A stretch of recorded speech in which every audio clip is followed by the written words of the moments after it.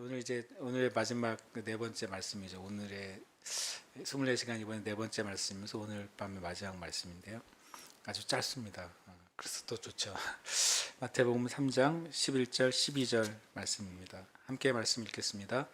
나는 너희로 회개하게 하기 위하여 물로 세례를 베풀거니와 내 뒤에 오시는 이는 나보다 능력이 많으시니 나는 그의 신을 들기도 감당하지 못하겠노라. 그는 성령과 불로 너희에게 세례를 베푸실 것이요 손에 키를 들고 자기의 타작 마당을 정하게 하사 알곡은 모아 곳간에 들이고 쭉저기는 꺼지지 않는 불에 태우시리라.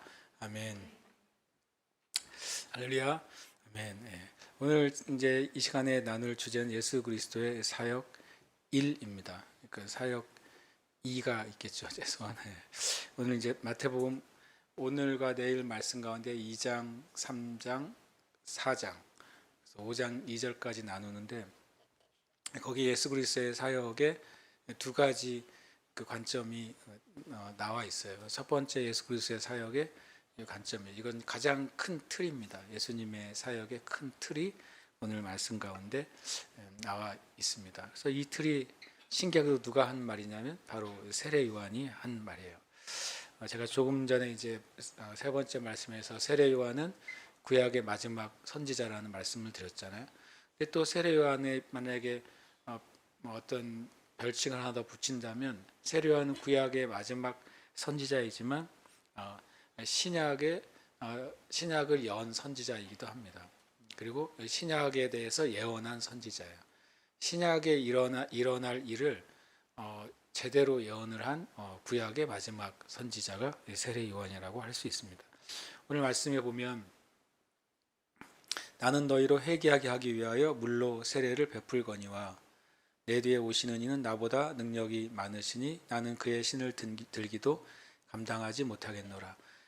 세례 요한이 자신과 예수님을 비교해서 말합니다. 자신과 예수님을 비교해서 말한 이유는 자신이 메시아가 아니라는 사실을 알려주기 위해서 그렇습니다. 때로는 우리가 우리 자신과 주님의 차이를 명확하게 알고 있어야 돼요. 그리고 명확하게 우리는 나눌 수 있어야 돼요. 왜냐하면 우리가 무슨 일을 하든 어떤 하나님의 역사의 통로가 되든 하나님 우리를 통해 어떤 큰 일을 하더라도 우리는 예수님을 증거하는 자리에 있어야 되지 예수님의 영광을 내가 빼앗아 가지고 있는 자리에 있어서는 안 됩니다. 그것이 앞에 서 있는 목회자나 사역자에게만 일어날 일인 것 같잖아요. 그렇지 않습니다. 그 일은 모든 그리스도인에게 수도 없이 일어날 수 있는 유혹이에요. 수도 없이 우리의 삶 가운데, 왜냐하면 하나님은 그리스도인들의 삶 가운데 계속해서 역사하시거든요.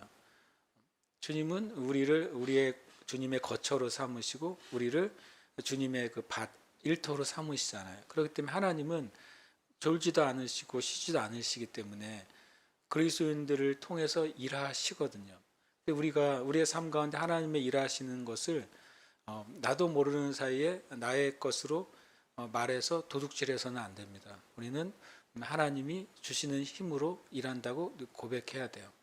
이것이 참 우리의 언어 습관 가운데 하나가 우리에게 되어야 돼요. 실은 우리 교회 형제 자매님들은 믿음의 말을 하는데 굉장히 노력하고 있어요. 제가 보면 굉장히 노력합니다. 어떤 분이 심지어는 아픈데도 아프다는 말을 안 해요. 그래서 아프다고 말씀하셔야죠 그러는데 말을 안 해요. 그 말도 안 해요. 제가 이제 이해했죠. 이분이 아프지 않는다는 게 아니라 정말 믿음으로 고백하려고 노력하는구나. 믿음으로 씨름하려고 노력하는구나. 현실을 부정하는 게 아니라 믿음 안에서 그것을 씨름하고 싸우려고 하고 있다는 것을 제가 볼 때 제 마음에 진심으로 감사하는 그 마음이 많이 들어요.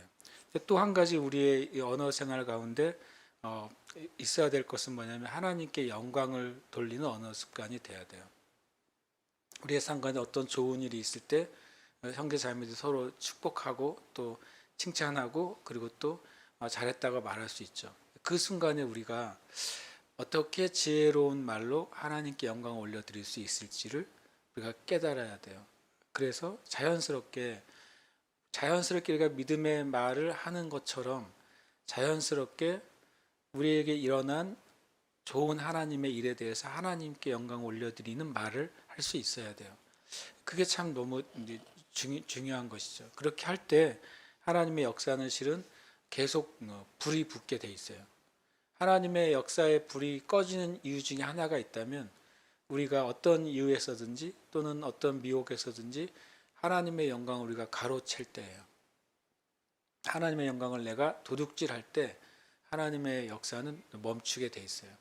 그 선이 엄청 아주 얇은 막 같을 때가 있어요. 내가 정말로 주님을 드러내고 있는지 아니면 주님을 드러내는 것인 것처럼 나를 드러내고 있는지, 그것은 말 가운데 나타나거든요. 그래서 우리가 지혜가 필요합니다. 왜냐하면 때로는 우리도 모르는 사이에 죄의 유혹이나 다른 죄를 범할 때가 있잖아요. 그것처럼 우리도 모르는 사이에 주님의 영광을 내가 살짝 주님의 영광에 내 발을 얹을 때가 있어요. 그래서 그런 것은 우리가 지혜가 필요하고 깨닫는 것이 필요한 거죠. 이 세례요한은 그 부분에 있어서 정말 훌륭하게 선을 참 잘 긋는 사람이었어요. 절대 주님의 영광에 자기 숟가락을 딱 얹어 놓지 않아요. 딱 거기까지예요. 자기의 선이 어디까지인지 명확하게 알았던 사람이 세례요한. 그래서 참 위대한 하나님의 사람이라고 생각이 듭니다. 그러면서 자신의 선을 긋고 예수님에 대해서 말합니다. 그는 뭐라고 말합니까? 첫 번째, 그는 성령과 불로 너희에게 세례를 베푸실 것이요. 신약의 시대가 어떻게 시작될 것인지를 예언하고 있어요. 신약은 어떻게 시작돼요? 이 사건 때문에 시작이 되거든요. 세례요한이 말한 이 사건 때문에 신약의 교회가 시작이 되잖아요. 세례요한은 엄청난 걸 예언합니다. 심지어 예수님도 신약의 시대가 열릴 것을 말씀하실 때 세례요한의 이 말을 재인용을 하세요. 예수님도 인용할 정도로 중요한 신약에 대한 예언이죠. 신약 시대는 어떻게 시작됩니까? 예수님을 통해서 성령과 불의 세례가 이 땅에 하나님의 백성들, 하나님의 성도들, 하나님의 교회가 임함으로써 신약의 시대가 열리는 거예요. 그러니까 세례요한은 신약의 시대를 예언했고, 그리고 그 신약의 시대를 예언하는 것 안에 우리가 살아 있는 거죠. 굳이 표현하자면 저와 여러분은 마태복음 3장 11절과 12절 사이에서 살고 있어요. 성령과 불로 세례를 베푼다고 말할 때 이 사도행전 11장 6절에 사도 베드로가 고넬료의 그 집에 가서 고넬료와 함께 있던 사람들을 위해서 말씀을 전할 때 성령님이 임하세요. 성령의 세례가 안수를 한 것도 아니고 실은 기도를 한 것도 아닌데 복음이 전해졌을 때, 그들이 복음을 받아들였을 때 성령의 세례가 마치 오순절날 120명의 그 성도들에게 다 임한 것처럼 고넬료의 가정에 있던 사람들에게 전부 다 임한 거예요. 거기에 몇 명이 있었는지는 성경에 기록되어 있지는 않지만 다른 이제 당시에 로마 군대 그 편성을 봤을 때 백부장이라고 했을 때 제가 이제 그 고대 그 사회사를 읽어봤을 때 재미있는 거 발견했어요. 로마 백부장이라고 했잖아요. 그럼 로마 백부장은 일종의 이제 별동대 같은 부대거든요. 100명 단위의 부대가 이제 로마가 점령한 그 점령지에 파견된 부대예요. 일정 기간 동안. 그리고 그 기간이 지나면 또 다른 부대와 교체를 하게 되는데, 그러니까 로마 백부장과 그 100명의 군인들은 쉽게 하면 계속 타향살이를 하게 되는 거잖아요. 로마 군인들의 복무연한이 몇 년이라고요? 25년이에요. 18개월이 아니라 25년이요. 그럼 만약에 남편이 군대에 가서 남편 만나는 몇 년 있어야 돼요? 그러니까 말이 안 되는 거예요. 그래서 로마 군인은 놀랍게도, 왜냐하면 복무기간이 워낙 길고 복무기간 동안에 이 동네에서 저 동네로가 아니라 이 나라에서 저 나라로 옮겨 다니는 거예요. 로마 군인들은 엄청난 대가를 지불하죠. 그래서 로마 군인들이 백부장이 움직일 때 가족들이 같이 갔습니다. 이게 로마 기록입니다. 왜냐하면 복무연한이 25년이라니까요. 가족들이 같이 이동을 했어요. 그러니까 고넬료가 백부장으로 와 있고 고넬료와 함께 그 별동 부대가 뭐 100명이라고 하면 100명의 로마 군이 와 있었다면 그들의 아내와 자녀들도 같이 있었어요. 그러니까 큰 무리가 형성이 된 거죠. 그래서 100 곱하기 몇이 되는 거죠. 고넬료 안에 속해 있는 사람들의 인구가 그렇게 됩니다. 그래야 그 부대가 뭐 여기서 3년 있다가 다른 데로 이동하더라도 문제가 없는 거예요. 그러니까 고넬료 가정의 몇 명이 그때 베드로 사도를 통해서 성령의 그 세례를 받았는지는 기록이 되어 있지 않지만 실은 초대교회 오순절날에 임했던 120명에 준하는 수가 성령 세례를 받았을 가능성이 커요. 왜냐하면 고넬료가 개인으로 신앙생활을 한 게 아니라 고넬료의 신앙생활이 유대사회 전체 알려질 정도였으니까 고넬료의 기도생활 그리고 구제생활이 전체적으로 알려질 정도였으니까 고넬료의 영역이 있었다고 볼 수가 있습니다. 그 사건에 대해서 사도 베드로가 설명을 하면서 뭐라고 말하냐면 이렇게 말합니다. 일반 유대인 그리스도인들이 왜 당신은 사도로서 이방인들에 가서 복음을 전했냐. 당시에 사도들도 이방인에게 복음을 전할 줄은 몰랐어요. 그리고 이방인들에게 성령의 세례가 임할 줄은 몰랐단 말이에요. 이 고넬료 사건이 있은 이후에야 그렇게 표현합니다. 하나님께서 이방인들에게도 구원 얻는 세례를 주셨도다라고 고백했기 때문에 그 다음부터 이방인에게 복음이 전해지기 시작한 거예요. 공식적으로. 그러니까 이 중요한 사건이 된 거죠. 이 사도행전 10장 11장의 사건은요. 이렇게 말합니다. 주의 말씀에 요한은 물로 세례를 베풀었으나 너희는 성령으로 세례를 받으리라 하신 것이 생각났노라. 그러면 사도 베드로가 어떤 말씀을 생각한 것일까요? 그게 이제 사도행전 1장 5절 말씀을 생각을 한 거예요. 뭐라고 말했냐면 요한은 물로 세례를 베풀었으나 너희는 몇 날이 못되어 성령으로 세례를 받으리라. 근데 이거 예수님이 말씀하셨잖아요. 근데 이 문장이 어디에 먼저 나왔어요? 오늘 마태복음 어디요? 3장에 나온 거예요. 3장에.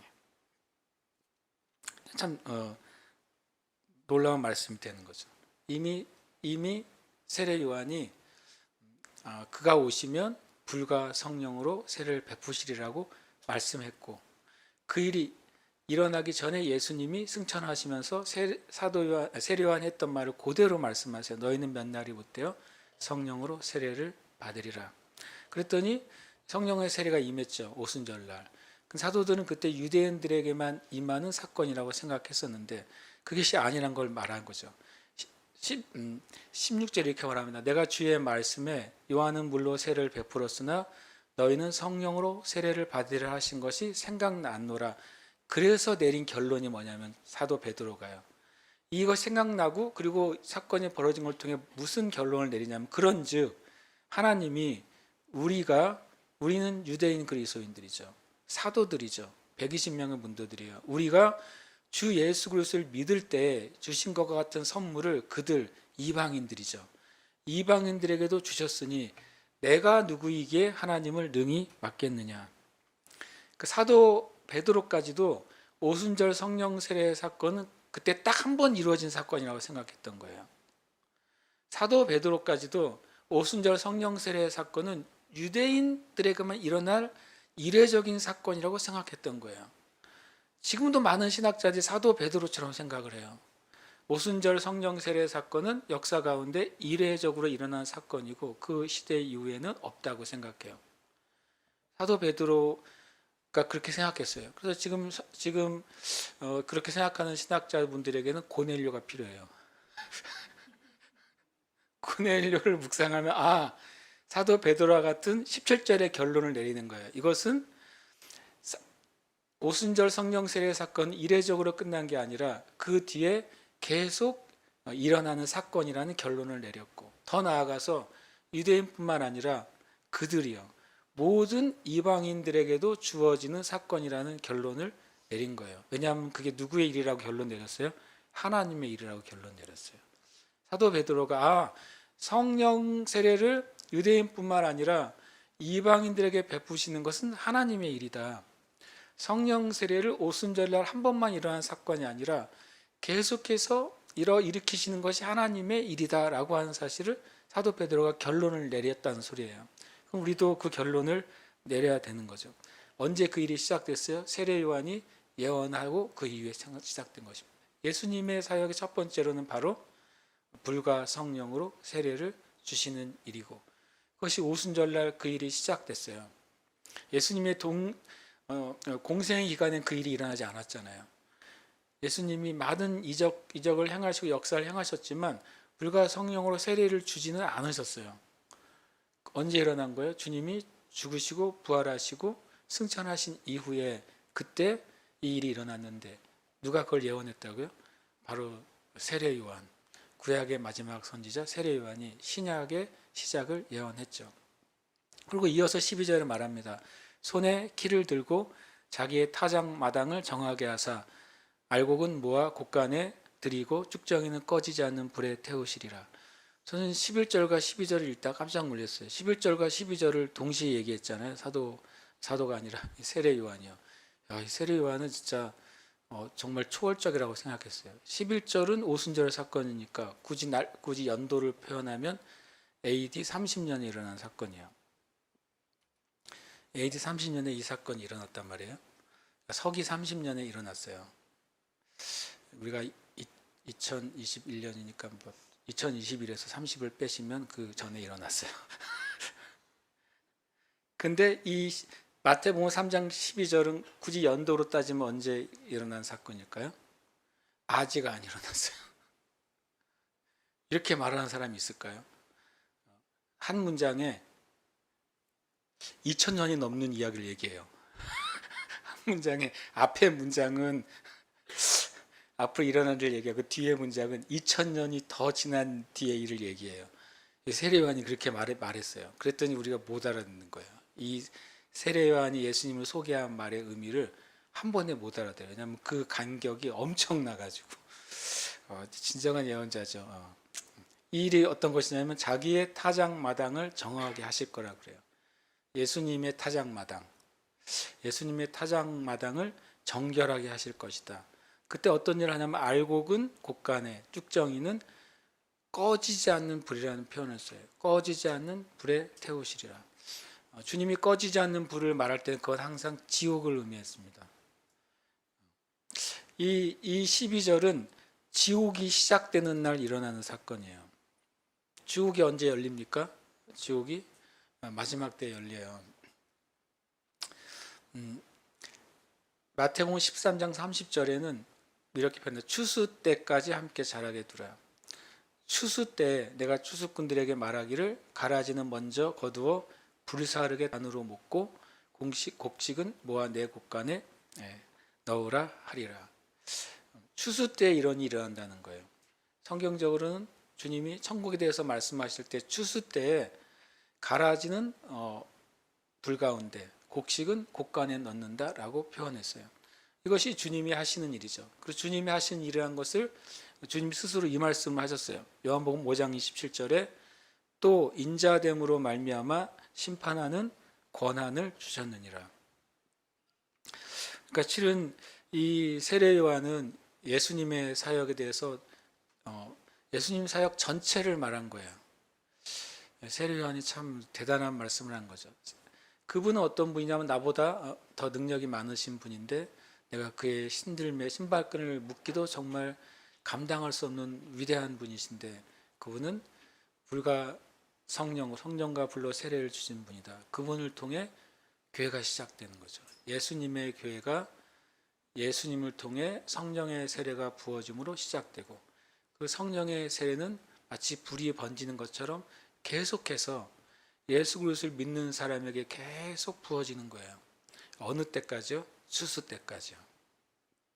그러니까 저와 여러분은 아까 말한 것처럼 11절과 12절 사이에 살고 있는 거예요.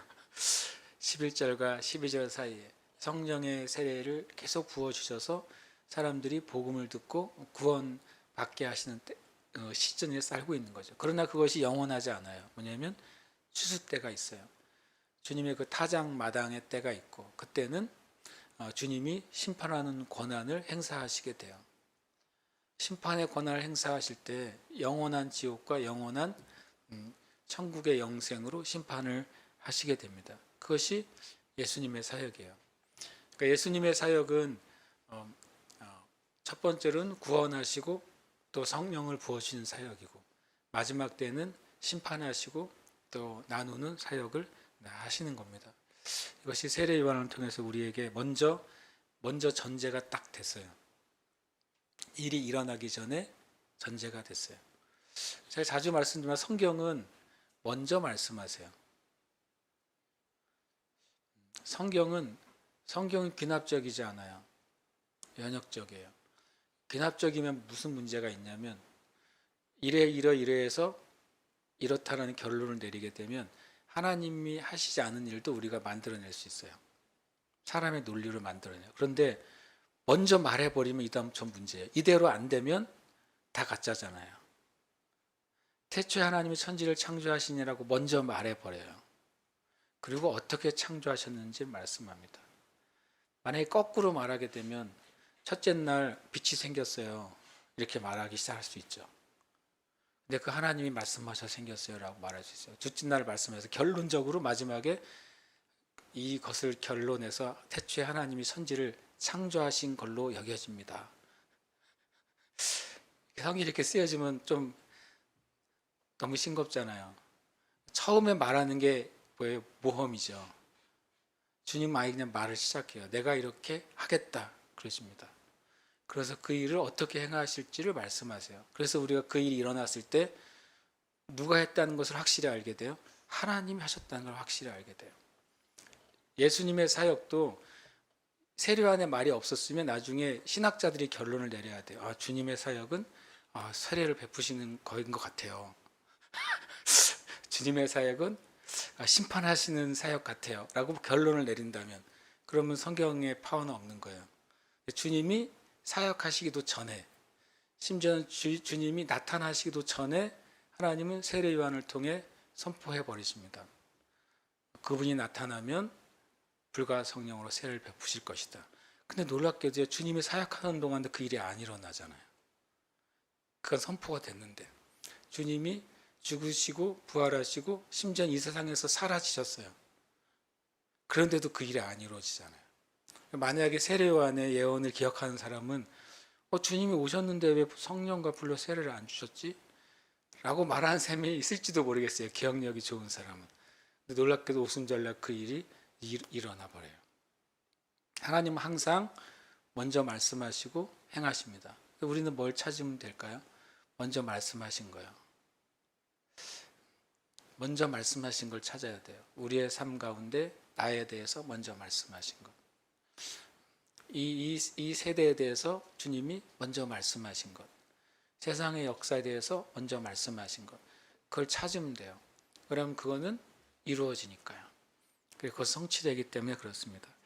함께 이 시간 기도하십시다. 주님의 사역은 이미 선포되었고 주님의 사역은 지금 진행이 되고 있어요. 하나님, 우리가 주님의 사역에 동역하는 자가 되게 해주세요. 주님의 사역에 순종하는 자가 되게 해주세요. 또 주님의 사역에 내 마음을 들여서 헌신하는 자가 되게 해주세요. 그것이 우리가 주님의 일에 대한 우리가 해야 될 반응입니다. 그래서 우리가 시간 기도할 때 하나님, 주님이 행하신 일, 불과 성령으로 세례를 주는 일에 우리가 함께 하길 원합니다. 또 그 복음의 자리에 우리가 사용되길 원합니다. 그 복음의 인도한 가운데 나아가기를 원합니다. 함께 이 시간 기도하시면서 계속해서 주님 앞에 나아가십시다. 기도하겠습니다.